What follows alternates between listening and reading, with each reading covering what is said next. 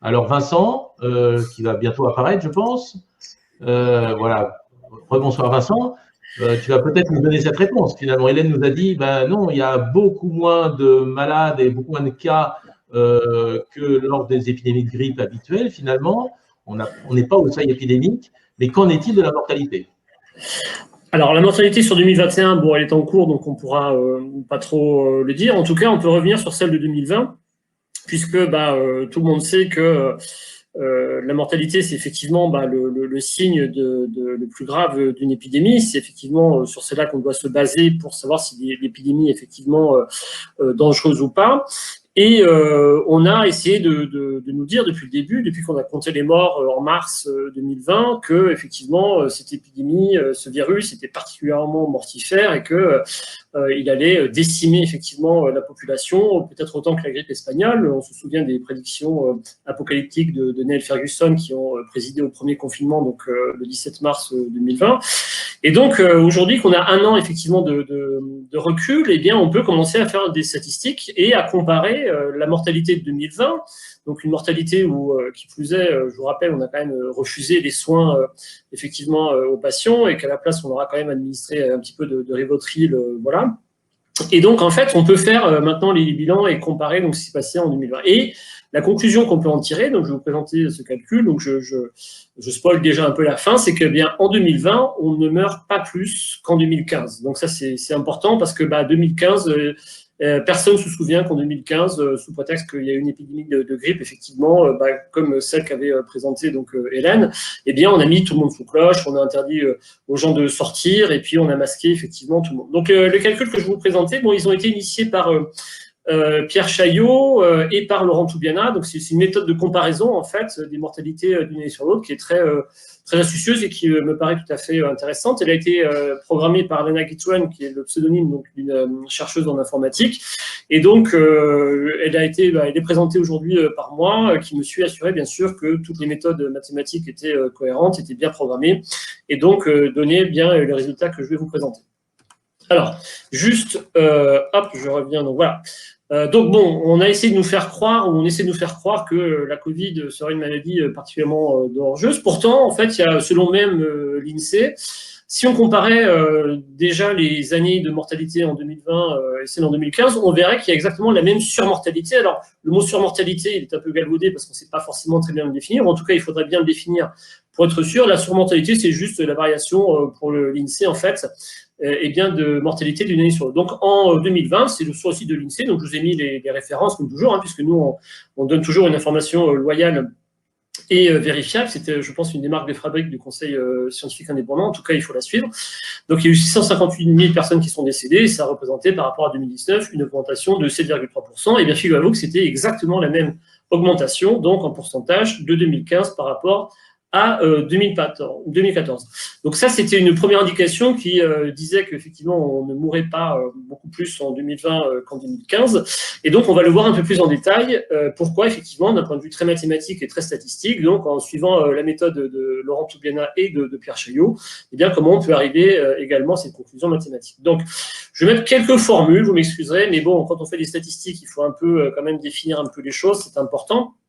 Donc, nous, on va se comparer les mortalités de 2020 jusqu'à remonter à l'année 1962. Donc, pour chaque année, cas entre 1962 et 2020, on va définir et calculer des taux de mortalité en particulier. Θ, c'est l'âge d'une personne, effectivement, entre 0 et, mettons, 100 années. Et on va considérer ce qu'on appelle des classes d'âge, ou la pyramide des âges. C'est donc, pour une année donnée, on compte le nombre de personnes qu'il y a dans chaque tranche d'âge. Et on va également compter pour chaque année le nombre de personnes qui sont mortes à un âge donné. Voilà. Et donc, quand vous avez ces données qui sont en fait officiellement publiées par l'INSEE, vous pouvez les télécharger sur le site de l'INSEE. Vous pouvez définir pour chaque tranche d'âge et pour chaque année qui vous intéresse ce qu'on appelle le taux de mortalité, c'est-à-dire tout simplement la division du nombre de morts d'âge θ à l'année K par la population totale d'âge θ à l'année K. Voilà. Alors, exemple, pour 1976, donc il y a 57 ans, on peut lire dans les fichiers de l'INSEE qu'il y a eu 4010 morts donc de 57 ans l'année 1976. Par ailleurs, le nombre total de personnes qui avaient 57 ans en 1976, c'était 386 713 personnes. Et vous en déduisez donc un taux de mortalité des 57 ans l'année 1976, qui est bien sûr la division des deux, qui donne donc un taux de mortalité, vous le voyez ici, de un peu plus d'1%. Donc voilà pour l'outil. Donc en fait, effectivement, taux de mortalité donc par tranche d'âge et pour chaque année, ben, vous pouvez le calculer pour toutes les années enregistrées donc à l'INSEE. Alors, une fois que vous avez donc défini ce taux de mortalité donc par tranche d'âge et pour chaque année, ce que vous allez faire, donc l'idée principale du calcul, donc l'idée de Laurent et de Pierre Chaillot, c'est de dire voilà, nous on va considérer la pyramide des âges de 2020, c'est-à-dire qu'on va prendre pour 2020 la répartition donc par classe d'âge et on va faire mourir en fait entre guillemets cette pyramide des âges avec les taux de mortalité des années précédentes. Alors pourquoi on fait ça? Parce qu'en fait, si vous comparez le nombre brut de morts d'une année sur l'autre, c'est pas très intéressant. Pourquoi? Parce que d'une année sur l'autre, vous avez éventuellement des effets de vieillissement de la population qui fait que plus vous avez une population vieille, plus elle va avoir tendance à mourir. Et puis également, vous savez que la population augmente et donc, si vous avez une population où il y a un nombre élevé de personnes, il y aura à la fin de l'année forcément un nombre plus élevé de personnes qui vont mourir. Donc en fait, c'est l'idée de effectivement faire mourir une certaine pyramide des âges avec les taux de mortalité des années précédentes. Ça permet d'éviter ces effets totalement artificiels en fait, à la fois de vieillissement et d'augmentation ou de diminution effectivement des populations donc d'une année sur l'autre. Alors, le principe donc c'est de définir pour chaque année et pour chaque classe d'âge en fait, le nombre de morts qu'auraient eu donc les personnes de l'âge θ donc en 2020 s'ils avaient vécu et s'ils étaient morts en fait l'année K. Alors, on reprend notre exemple avec K égale 1976 et pour 57 ans. Sachant qu'il y a donc en 2020 et pour 57 ans 860 081 personnes, sachant que en 1976, des personnes de 67 ans mouraient avec un taux de 1%. Si on avait fait vivre, donc effectivement, en 1976, les gens de 57 ans, il en serait mort 8 997. Alors voilà comment on peut lire ce calcul. Si les personnes âgées de 57 ans en 2020 avaient vécu en 1976, il en serait mort 1897. Alors pour information, à titre de comparaison, sachez qu'en 2020, il est mort 4250 personnes ayant 57 ans. Donc, vous voyez que effectivement, déjà, il faut relativiser les choses. C'est-à-dire que si on se reporte maintenant à effectivement 45 ans en arrière, malgré la Covid, on serait mort 2 fois plus, et même plus de 2 fois plus, effectivement, en 76. Et je vous signale qu'à l'époque, évidemment, on ne mettait pas tout le monde sous cloche, même si 1976 avait été une année particulière de canicule, par exemple. Donc voilà pour le calcul. Donc on va recréer donc pour chaque tranche d'âge et pour chaque année les taux de mortalité, les mortalités correspondantes. Donc une fois que vous avez donc pour chaque tranche d'âge et pour chaque année donc 2019 etc. Les morts donc ajustés, vous calculez le nombre total de morts ajustés. Donc vous faites la somme sur les classes d'âge du nombre de morts et puis donc vous obtenez pour une année donnée le taux global de mortalité en faisant donc la division du nombre de morts ajustés par la population de 2020. Et donc, c'est justement ces taux de mortalité que vous allez comparer en fait les uns avec les autres, donc pour cas variant de 2020, 2019, etc. jusqu'à 1960. Et qu'est-ce que vous obtenez? Vous obtenez donc la courbe suivante. Alors, donc ça, c'est les fameux taux de mortalité ajustés donc au cours du temps. Et qu'est-ce qu'ils disent?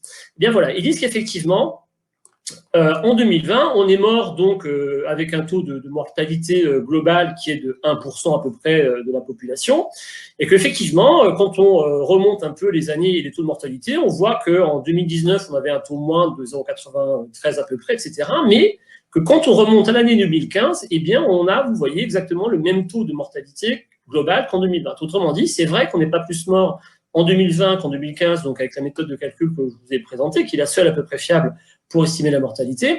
Et la raison pour laquelle on a une remontée ici du taux de mortalité, effectivement, c'est spectaculaire entre 2019 et 2020, c'est tout simplement ce qu'on appelle un effet moisson.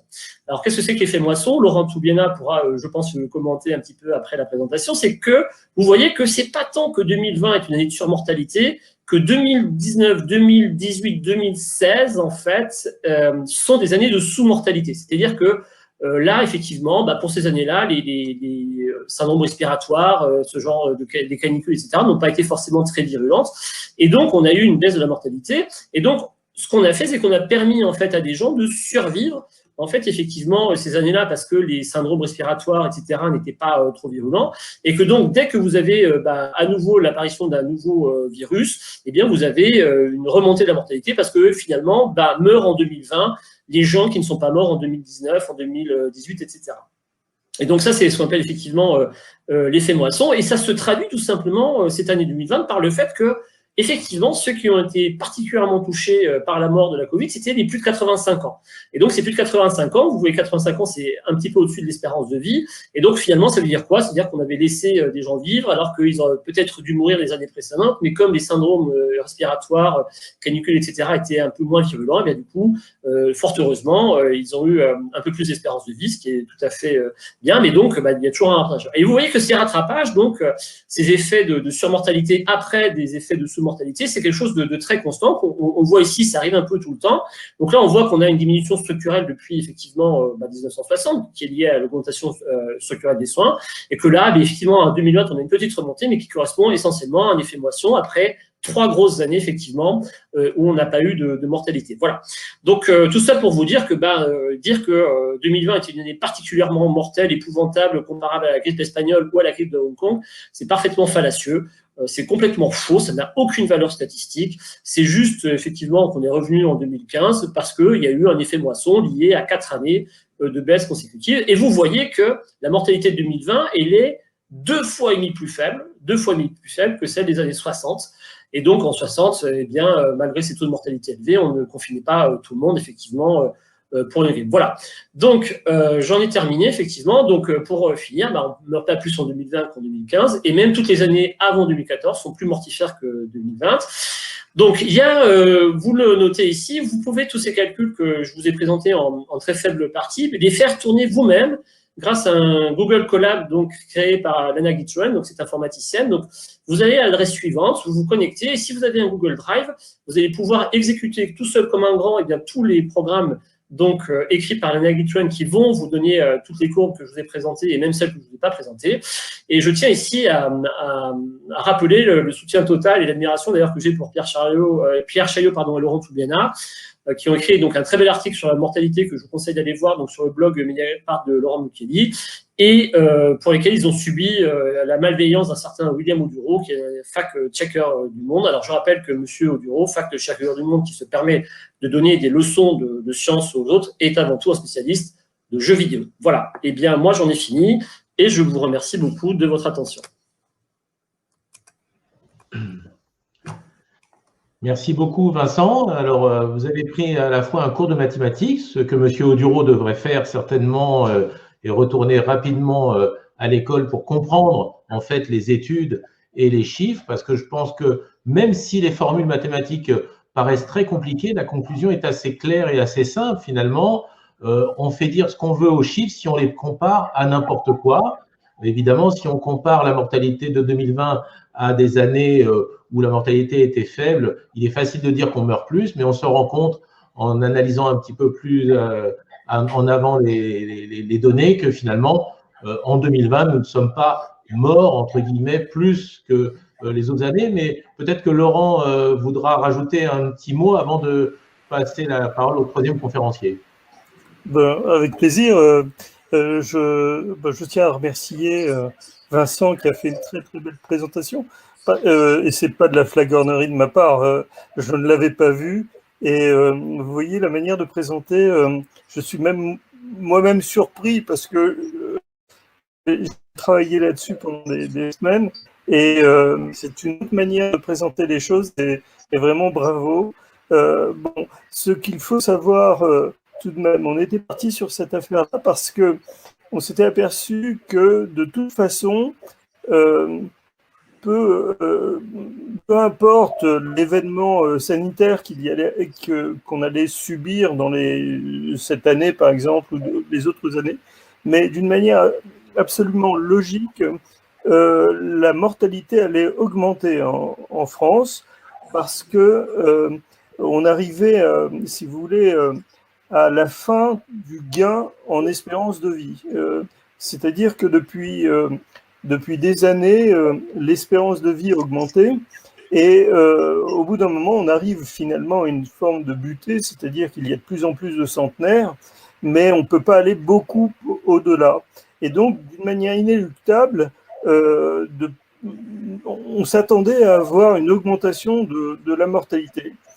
Il se trouve que cette partie des gens qui gagnent de l'espérance de vie, eh bien forcément vieillissent. Et donc ces personnes vieilles sont plus sensibles. Alors vieilles, il n'y a aucun jugement de valeur là-dessus, bien sûr, évidemment, mais elles sont bien plus sensibles aux événements sanitaires.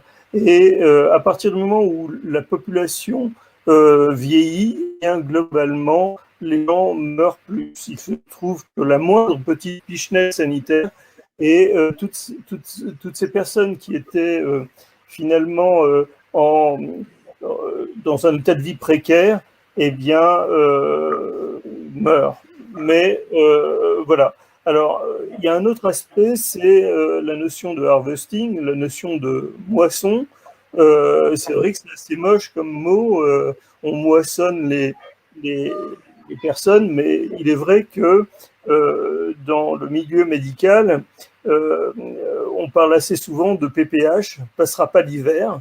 Et passera pas l'hiver, pourquoi? Parce que en hiver, il y a une surmortalité naturelle, c'est-à-dire qu'au passage d'une épidémie, eh bien, des gens se synchronisent pour mourir au moment du passage de l'événement sanitaire. Et donc, cette synchronisation a deux effets. D'une part, elle fait un pic de mortalité, et puis, dans les mois qui suivent, il y a une sous-mortalité, ou même dans les années qui suivent, si l'événement sanitaire a fait sa moisson suffisamment forte, eh bien, pendant les années qui suivent, il y a une sous-mortalité. Et c'est exactement ce que l'on a vu ici, parce que pendant en 2016-2017, il y a eu une surmortalité, donc un pic de mortalité, et les années qui ont suivi, il y a eu pendant longtemps une sous-mortalité. Qu'est-ce que ça veut dire, cette sous-mortalité-là? Ça veut dire que les gens qui auraient dû mourir normalement, ont pris ce compartiment-là, c'est-à-dire cette catégorie de personnes qui sont plus vieilles se remplit et puis attend un événement pour se synchroniser et mourir ensemble.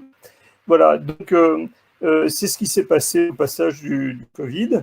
Et c'est ce qu'on a remarqué. Alors, ça fait beaucoup de morts d'un seul coup, mais ça se passe à peu près tous les ans en période épidémique fort, tous les ans ou tous les 2 ans. En fait, lorsqu'on regarde les courbes épidémiques, une année sur deux, il y a un pic épidémique fort, un pic de mortalité fort, et puis après, l'année suivante, il est beaucoup moins fort. Donc, c'est ça l'effet de moisson. Voilà, merci beaucoup, Laurent. j'ai pas grand-chose à rajouter, ouais. si ce n'est Merci peut-être... beaucoup, Laurent. Bon. Non, si tu veux, vas-y, je veux pas te couper. Ouais. Non, mais il y aura probablement sur la mortalité d'autres choses à dire encore, très importantes, et je ferai peut-être moi-même une petite présentation.